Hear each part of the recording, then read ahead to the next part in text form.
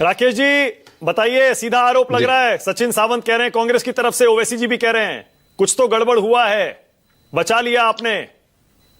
देखिए 2008 में ब्लास्ट हुआ था।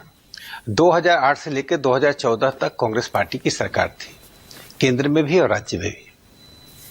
और प्रधानमंत्री दो इस देश में प्रधानमंत्री तब हुआ करते थे। एक सुपर प्रधानमंत्री सोनिया गांधी थी और एक प्रधानमंत्री स्वर्गीय मनमोहन सिंह जी थे।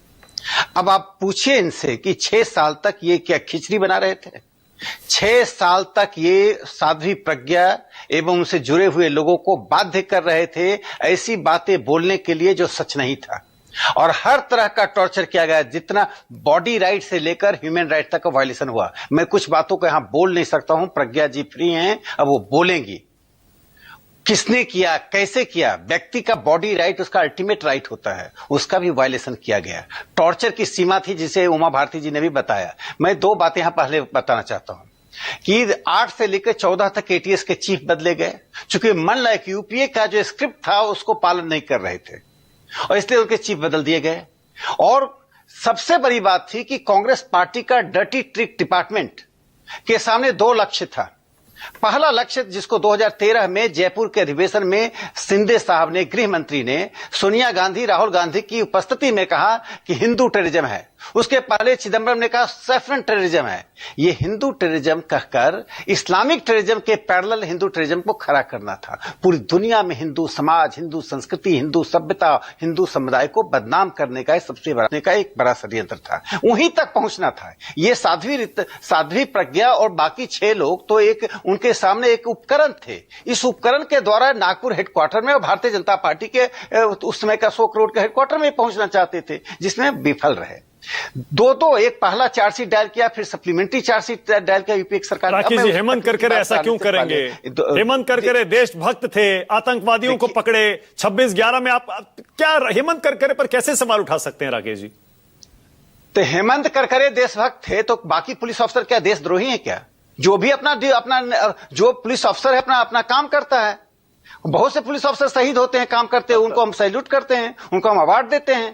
तो हेमंत करकरे को आप कहते हैं देशभक्त थे, तो उनके साथ जो बाकी पुलिस अफसर जो बच गए वो देशद्रोही थे क्या? नहीं, एक मिनट। साध्वी प्रज्ञा जब कहती है मुझे टॉर्चर किया, फंसाया, हेमंत करकरे ने फंसाया, उनके नेतृत्व में एटीएस ने फंसाया, आरोप हेमंत करकरे पर ही है ना आपका कि 8 से लेके और 14 तक आपकी सरकार आने तक ये सारी गड़बड़ियां हुई और हेमंत करकरे के नेतृत्व में हुई। साध्वी प्रज्ञा बहुत ही कम आयु में आध्यात्मिक क्षेत्र में चली गई और हम साध्वी प्रज्ञा की बात पर क्यों नहीं विश्वास करें? उस समय वो एक बच्ची थी, अब एक बहुत कम आयु की थी, अब एक महिला हो गई, पूर्व सांसद हो गई। उन्होंने जीवन को आध्यात्म के क्षेत्र में दिया है, उस जीवन को आतंकवाद को नहीं दिया था। मैं जो दूसरी बात, जो महत्वपूर्ण बात करने जा रहा हूं इससे अलग, मैं पहले अपनी बात पूरी कर लूं फिर आप कहिएगा। शिंदे साहब ने किसके दबाव में कहा? उसका लक्ष्य क्या था मैं बताता हूं। कांग्रेस का लक्ष्य क्या था? कांग्रेस का एक दूसरा लक्ष्य यह था कि अपनी नाकामयाबी को नैरेटिव के द्वारा ढकना।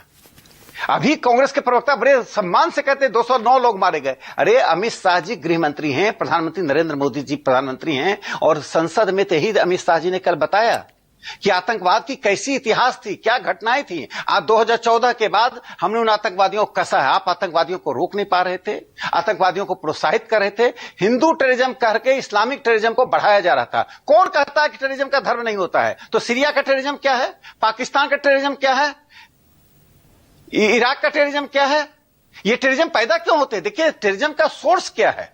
सोर्स यदि हमारी एनिमिटी है, मैं किसी को व्यक्तिगत कारण से मारता हूं, मेरे मन में किसी के प्रति व्यक्तिगत द्वेष होता है, किसी की विचारधारा से अंतर होता है और मैं मार देता हूं, वो एक आतंकवाद है। लेकिन जिसका स्रोत जितने संगठन हैं, जितने इस्लामिक संगठन है, आतंकवादी संगठन, का क्या नाम है, नाम का अर्थ समझ लीजिए। वो सबका सोर्स क्या है? वो कहां से प्रेरणा लेते हैं? प्रेरणा कोई तात्कालिक कारण से नहीं लेते हैं। प्रेरणा का स्रोत उनका धर्म ग्रंथ के कुछ पंक्तियां हैं, कुछ दर्शन हैं। तो मैं साफ तौर पर कहता हूं कि जो समकालीन आतंकवाद है वो धर्म से प्रेरित है, धर्म के स्रोत से है।